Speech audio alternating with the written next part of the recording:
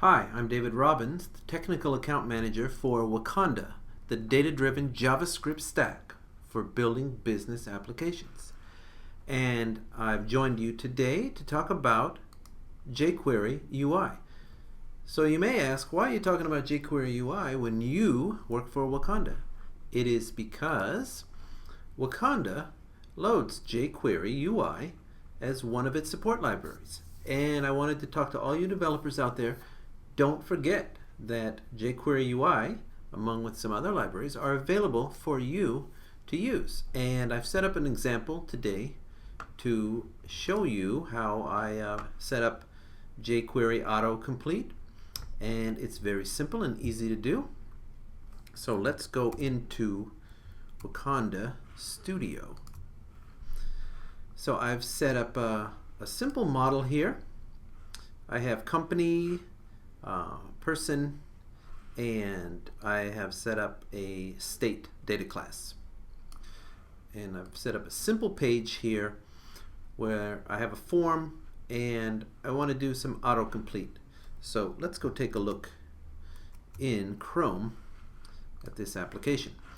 So as it stands now, I type into state and I get nothing, no autocomplete. I'd like to set it up.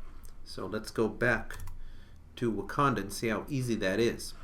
So I have an input field called states input, and if I go to my page event handler on load, step 1, let's have some fun. Take a look at how easy it is to set up jQuery autocomplete. Since the jQuery and jQuery UI libraries are already loaded, I can use jQuery to get a reference to my states input element, and when I have that reference I can call the autocomplete method. In the very simple case, autocomplete wants an object parameter with a source property that will reference an array with the data we want for autocomplete. So let's save this, go back to our page, reload it, and now, nice. There, I can type in the letter and there's my autocomplete. Very nice. So let's go back to Wakanda Studio. And step 2, let's see what a function can do. So if you want to have a few more options in setting up jQuery autocomplete, the source property can point to a callback function instead of pointing directly to the array of data. So in this case, the callback function, when it gets called, you'll have two parameters. This will be, request will be whatever the user typed in, and response is a callback you supply, and you call this when you have the data ready. So I'm not going to worry about what the user typed in this simple case. I'm just going to see if this works. So I'll just call response and send it the array. Let's make a few changes here. Set up a state David and Lyle just to show you that this is indeed live and working. So refresh for our state. Let's go. There we go. David and Lyle, the 51st and 52nd states in the union, and everything is still working with autocomplete with our function. So now that we know how to do that, I'm going to comment this out. So step 3, can we get data from the server? Let's see. Let's comment out this. So once again, we have a jQuery reference to our states input, and we're going to call the autocomplete method.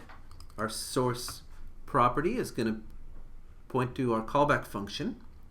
But in this case, I have set up a data class method on the server called getStates. So if I go to my model for states, you can see the getStates public data class method, and it will look at the user input. It will do a query on state and return our collection. I'm going to take that collection and get an array of the U.S. Postal Code abbreviations. So let's go back to our page, and we got this set up. Let's save it. Back here, reload. Now I should be getting 2-letter, there we go. And now it's working great. And as you can see, I want to show you something that I'm going to clear this out. We are going back to the server when we type something in. And you can see that request went back to the server. And here's our result set of objects. And what we did is when our callback function got called, our collection is in event.result. We use the array map function to just get the US postal codes that we wanted, and then we call response. So that's working great. And I'd like to show you one more thing. The creator of Wakanda, Laurent Rebardier, showed me something very cool, and I want to share that with you. So in this case, there is one more way for the source property. This time I'm going to bind this to another of our input fields here, first name. And for the source property, I am passing it a path to a request handler. And I set up a request handler on the server. In our bootstrap file, I added a request handler. It will look for anything that matches this pattern, and if it does, it's going to go grab our jQuery autocomplete function from this page. Now if you look at this, this is a request handler on the server waiting for the request to come in, and we have some very nice methods to easily get our parameters from the request. And basically here we are doing a query. One thing you'll notice, we're using our data store object to access the class that we pass in. For you Wakanda developers, you're probably used to seeing something like this instead. But as you know, in JavaScript, you can access properties using this array notation. And we do that so that we can pass in the name as a string and make this code very dynamic.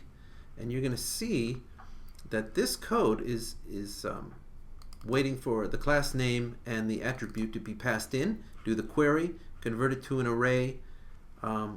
We push it into this result object and set that in our response body, which gets returned when this function ends.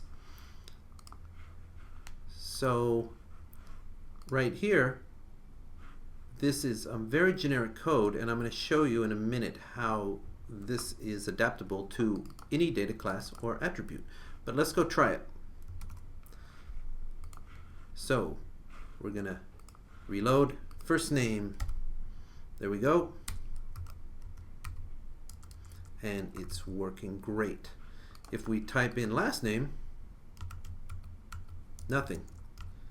And let me show you with our new request handler on the server how easy it would be to set up autocomplete for the last name. We are binding to our last name input field. It's still the same data class, but the attribute is different. That's how easy it is. Back here, reload the page. Now, first name, great. Last name, perfect.